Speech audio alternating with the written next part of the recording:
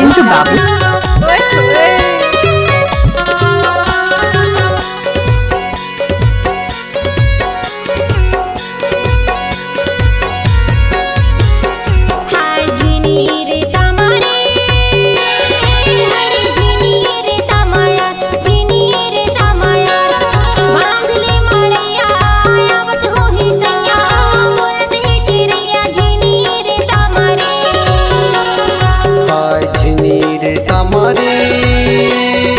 हरे झिनी रे तमे यार झिनी रे तमारे बादले मड़िया आजा हमर भैया बोलत है चिड़िया झिनी रे तमारे।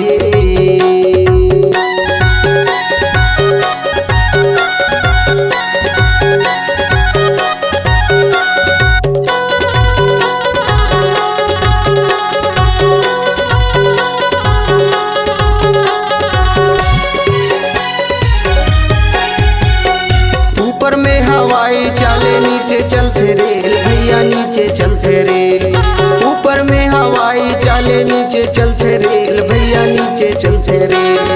दोनों करते शादी और कोनो होते फेल झिनी रे तमे यार बादले मड़िया आजा हमर भैया बोलत है चिड़िया झिनी रे तमारे।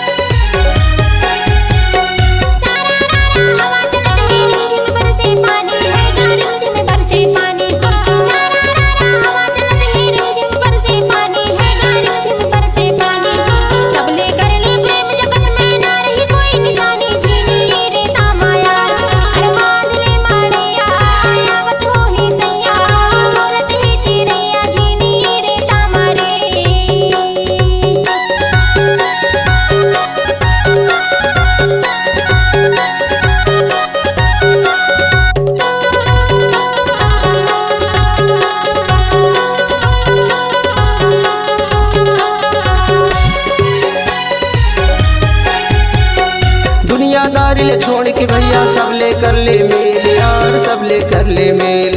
दुनियादारी ले छोड़ के भैया सब ले कर ले मेल यार सब ले कर ले मेल। पहले पीले मजा उड़ा ले ना कर कोई से खेल झिनी रे